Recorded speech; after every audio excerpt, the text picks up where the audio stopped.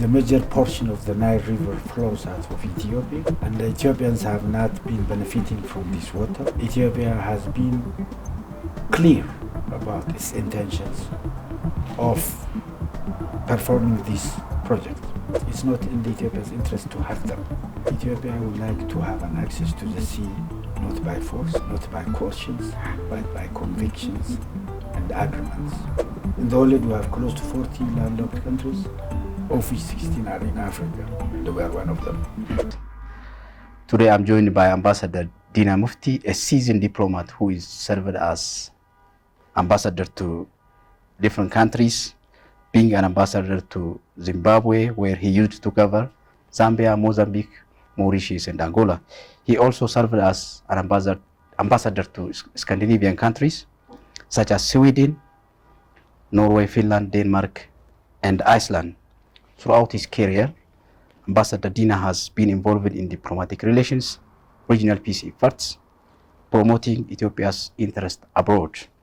His expertise spans diplomacy, international relations, and parliamentary affairs, making him a respected voice in Ethiopian politics.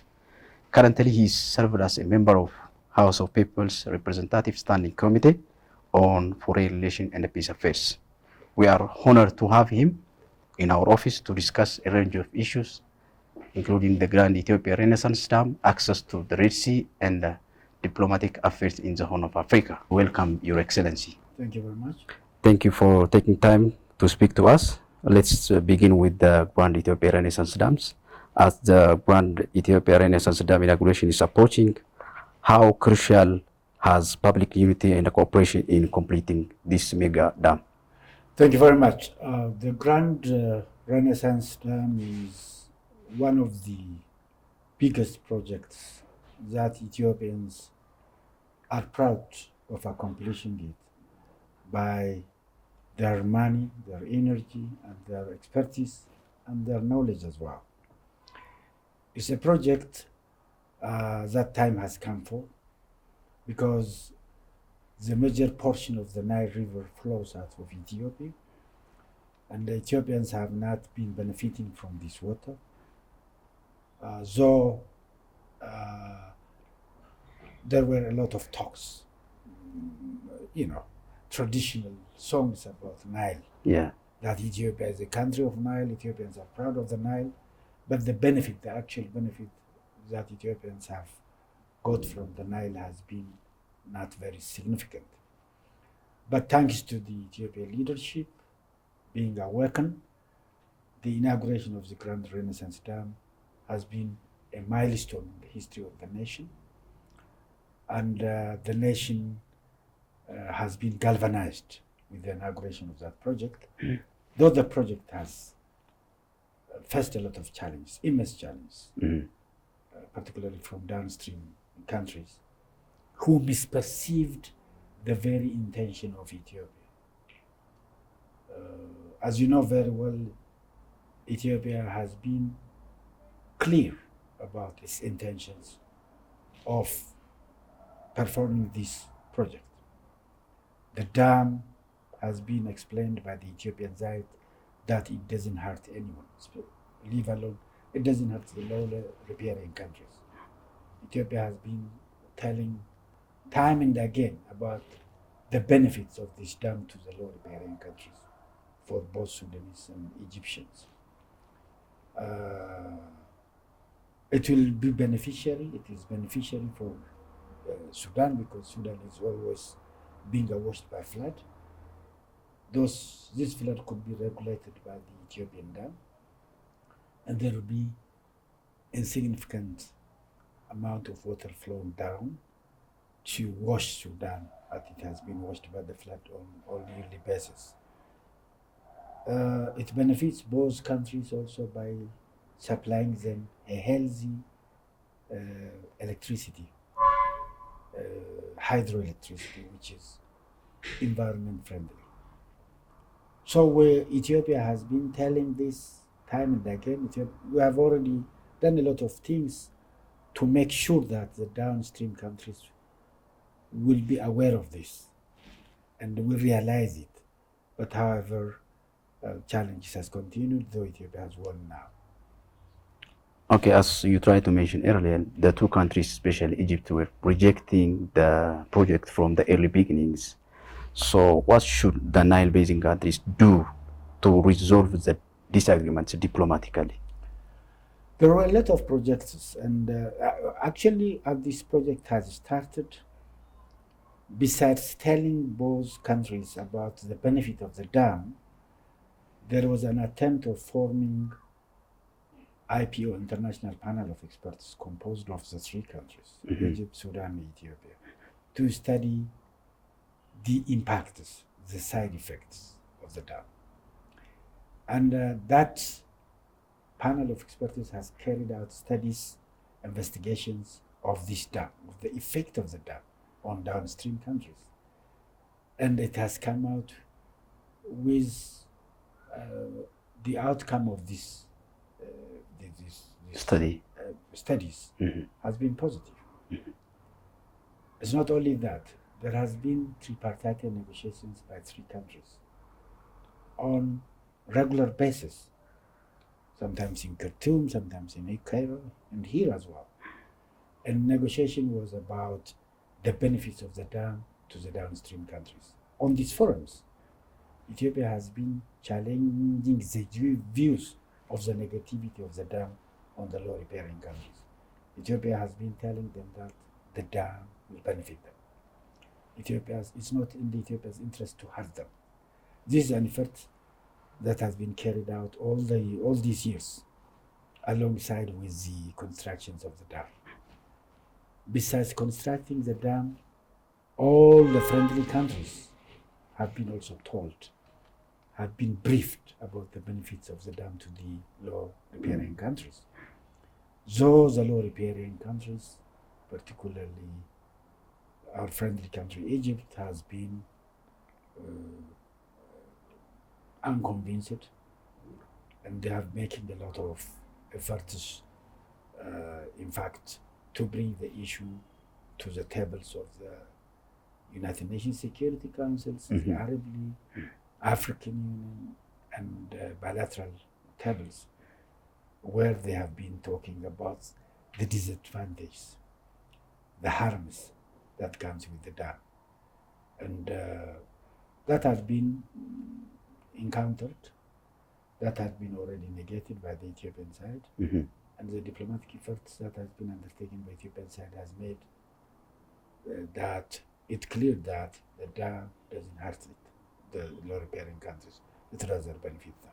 The dam is now already completed, and Egypt is a fait accompli. Yeah, Egypt is, for the very beginnings, they are trying to complain as it's hardest the water flow to the downstream. Since you are an ambassador to Egypt, how do you see the perception of Egyptian peoples? Maybe if you are trying to hear from the peoples from the ground. There is misperceptions, or I don't know whether it's deliberate hypocrisy or sheer ignorance. There is a significant portion of the Egyptian population who are not very much aware of even the source of the Nile. I think there is a significant section of the people there who think Nile emanates from Egypt, or from Sudan, and they are not aware of the fact that the significant portion of this water emanates from Ethiopia. This has been deliberately being told to the public, that people are not aware of the reality of the origin of this water. This is one. The second one is the Nile, the dam has been politicized. It has been portrayed as if Ethiopia is building this dam to hurt Egypt, which is not the case. And these misrepresentations of the situation, in fact, has contributed to the very denial of the fact on the ground about the Nile and the dam as well. I think Ethiopia has done its level best to rectify these misconceptions. And Ethiopia has been repeatedly telling the rest of the world, including Egyptians, that this is not the reality.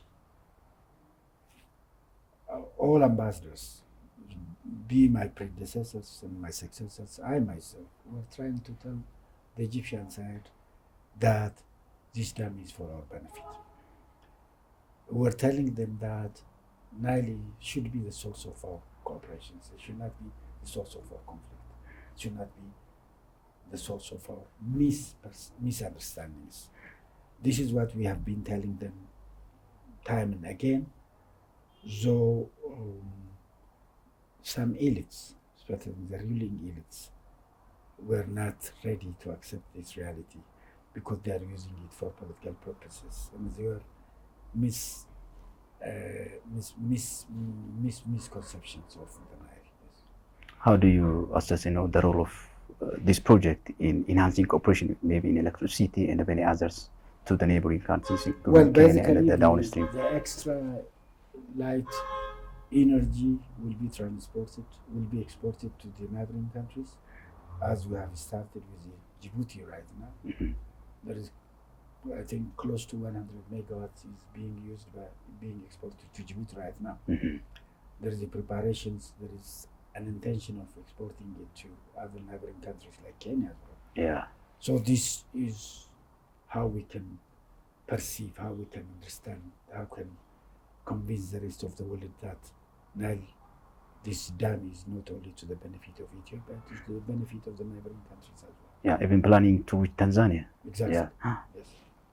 Okay, let's move to the Red Sea and Ethiopia's natural rights to access to the sea. Ethiopia seeks peaceful access to the Red Sea, which Prime Minister Abiy Ahmed calls a matter of survival. How do you justify Ethiopia's natural right to access to the sea?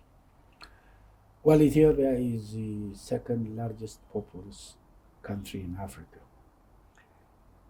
Its population growth is significant. There is significant economic growth as well. If there is an economic growth, there is a growth of import-export as well. There is an expansion of tourism and trade. This all needs an access to the port. So, as you know very well, most neighboring countries of Ethiopia all are coastal countries. They have seaports. Mm-hmm. So Ethiopia's access to the seaports is also in the interest of these neighboring countries, because Ethiopia's prosperity, Ethiopia's growth, Ethiopia's progress is their progress as well. Mm-hmm. Because we have a close relationship, very close collaborations with the neighboring countries. Our people have close interests. There is a mutual need for growing together. We need to support each other, and Ethiopia's access to the sea is also in their interest. This is one. In fact, Ethiopia would like to have an access to the sea not by force, not by coercions, but by convictions and agreements. There is a international, there is international law on the coast, on the seas, by the United Nations, which has been promulgated in 1981, which gives an access to landlocked countries to the sea. It's clearly mentioned on Article. Exactly. Yeah. And the coastal countries, those countries who own ports, have also an obligation of allowing these landlocked countries to go through their territories and access the sea. This is in their interest as well, not only in the interest of the landlocked countries. In the world, we have close to 40 landlocked countries, of which 16 are in Africa, and we are one of them. Mm-hmm. All our neighbors are Coastal. having an access to the coast. And I think there is a matter of mutual benefit and mutual interest to allow Ethiopia to the sea, and Ethiopia's prosperity will continue. Yeah, given the population of Ethiopia, as you mentioned, that all countries are coastal our neighboring countries. Yes. So what steps should Ethiopia and the neighboring countries take for a win-win solutions? Well, diplomatic initiatives should be undertaken by way of convincing our neighboring countries to allow us to have an access to the sea, and to facilitate this on the basis of give and take, on the basis of mutual benefits. And they have to realize that Ethiopia's prosperity, Ethiopia's growth, Ethiopia's development is theirs as well. Because God forbid if Ethiopia is hurt, if Ethiopia is underdeveloped, if Ethiopia doesn't grow, they will suffer of the wars in Ethiopia. Yeah, the Prime Minister also used to say the same thing. Exactly. Therefore, these countries are duty bound to allow Ethiopia to have a sea access, and it will be in their interest also to do that. And all we need to do is actually to convince them, either bilaterally or through their friends, that Ethiopia's need for the coast access, for the port access, is in their interest as well. Yeah, since the reform process started back in 2018, previously access to the sea was a forbidden, a taboo word. No one is, trying to actually ask the question by itself. Now it's becoming a national agenda. So what must Ethiopia do to succeed in this pursuit? Well, this is a spirit that has come with the reform that is taking place in Ethiopia, as we have already said. And it is unfortunate that Ethiopia has lost coast to the sea and access to the sea. Now, instead of regretting and feeling anxiety of the past, of what happened in the past, Ethiopia should work towards succeeding in this venture, in this new project of having a full access to the port. And this, in fact, is going to be through diplomatic means. Ethiopia is not in need of any conflict with any neighboring country. Ethiopia is interested in doing this on the basis of give and take, as we have been repeatedly saying. This should be told to these concerned countries through their friends as well, and their own bilateral basis as well. And definitely this will get support initially, and the international community will come on our side, and will succeed. Yeah, you mentioned it. Russia, US, and France expect their support to access to the sea. Exactly, because they support the international conventions on the sea. So how do you see this diplomatic backing? This has an impact on the rest of the community as well, on the rest of the world as well. I hope many countries will come to this side and definitely will support us, including those coastal countries, including our neighbors. What opportunities does it present for Ethiopia and the neighboring countries as well in peace and stability and economic operations? Yeah, definitely Ethiopia's access to the sea actually will enhance Ethiopia's progress, Ethiopia's development. This will help also Ethiopia to boost its import and exports. Though we are working on import substitutions, the need for export would grow, and in fact, a need of an access to the sea is very, very critical. Tourism should grow, trade should expand. These all need actually port access, and definitely Ethiopia should work on this. And whatever we do at the domestic level, in terms of growing industries, agriculture, and all other sectors actually, will enhance, will elevate the need for the port. Yeah, the Horn of Africa as a whole, being a strategic location to the Middle East and Europe as well, it's attracting the attention of the global powers. So what do you think is the driving recurrent conflict in the region, and how do you assess Ethiopia's current diplomatic approach in today's global context? Well, the Horn has challenges as well. The challenges that we see in the Horn are immense. There are natural challenges like climate change, of which the outcome is flooding, desertifications, biodiversity change, earthquake, and others. We do have man-made disasters, man-made challenges like conflicts, which we see here and there. This will be the source for internal and external displacement, refugees, and in fact, food insecurity. These problems are very serious here in the Horn of Africa.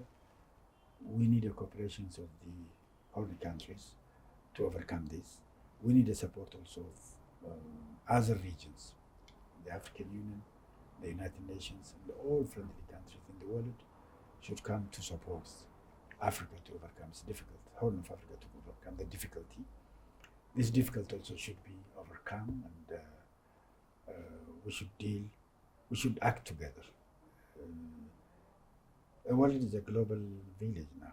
It's a single country cannot act together and overcome the difficulties it faces.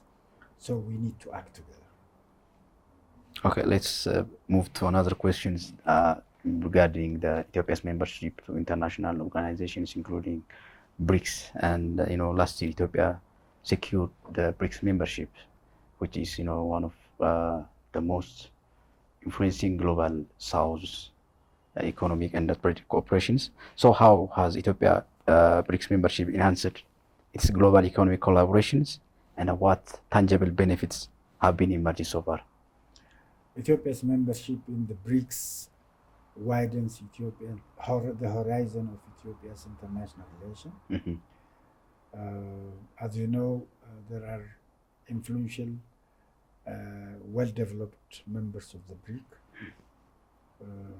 and Ethiopia actually will create strong relationship in various sectors with these members of the BRICS, apart from being the member of the BRIC as a group. So Ethiopia widening its arena of relationship with the BRICS members, especially this strengthens South-South cooperations. This reduces the negative influence from some sides. This actually enhances Ethiopia's import-export actually. This also strengthens investment, because we'll have huge investment from the BRIC member countries.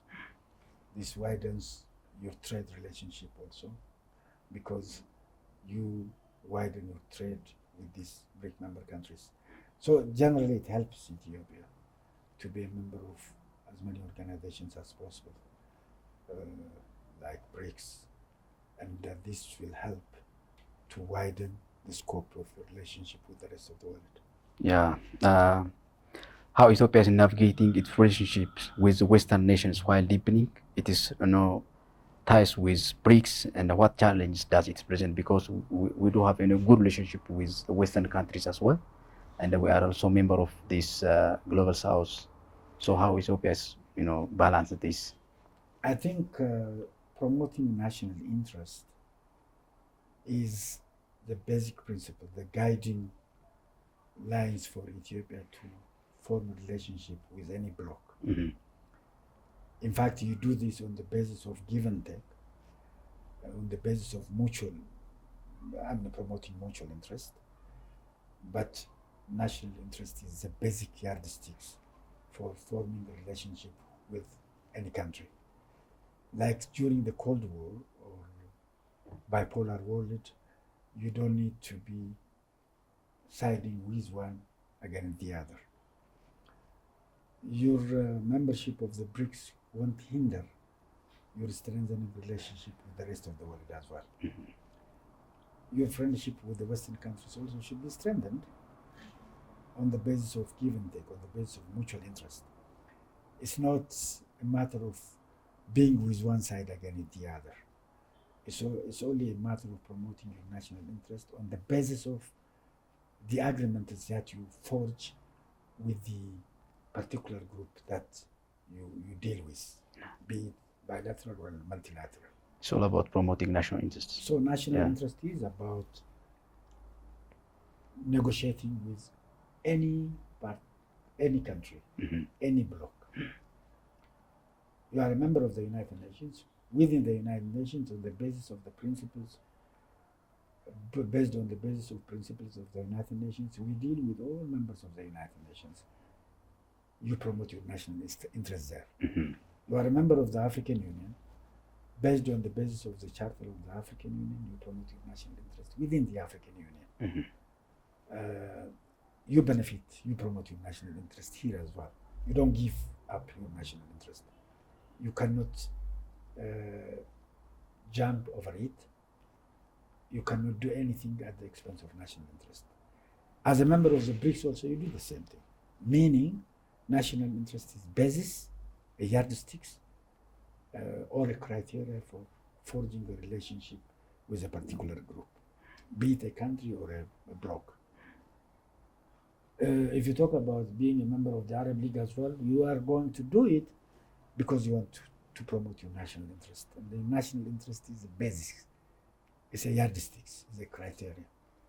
That is how you do it. And you do it, in fact, on the basis of mutual interest. You don't only promote yours. It's a matter of giving and take. How much you give and how much you take depends on how you deal with it. But you negotiate skillfully with the others so that they will negotiate with you, they come to you and negotiate with you on for this as well.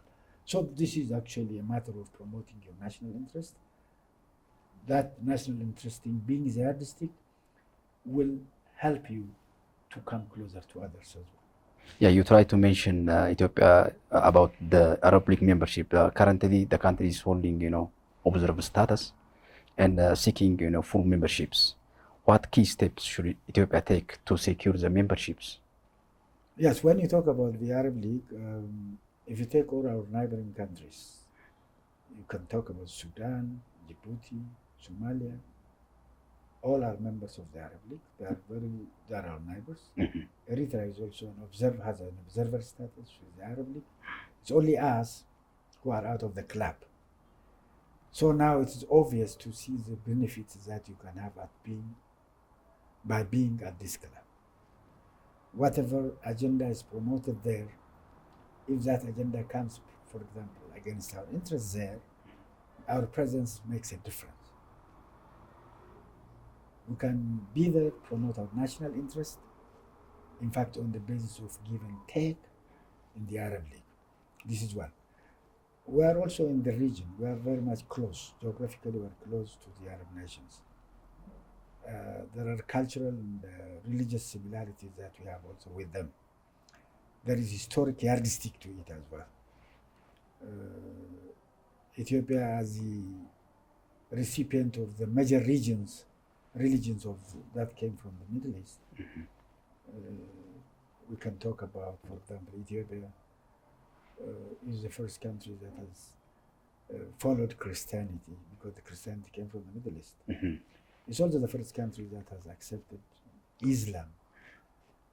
Most of the followers of Prophet Muhammad were being chased in the Saudi Arabia, came to Ethiopia, and they have been given asylum by Ethiopian king known as Al-Nagashi.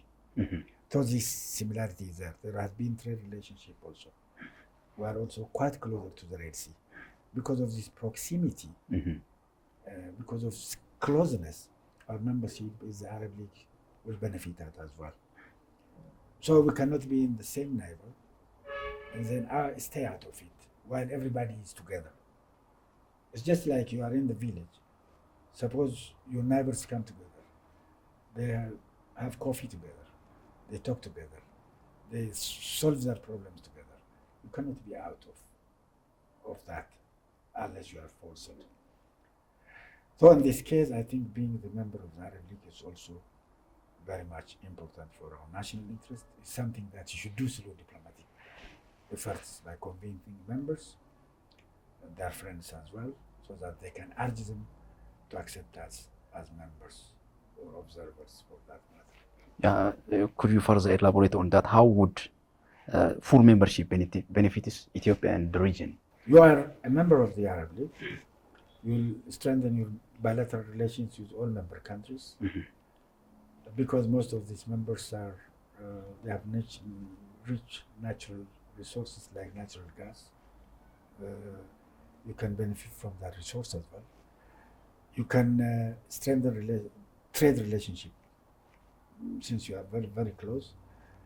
You can exchange a lot of things, and you can stand together at global forums like the United Nations and others. You can pursue similar agendas on peace and security.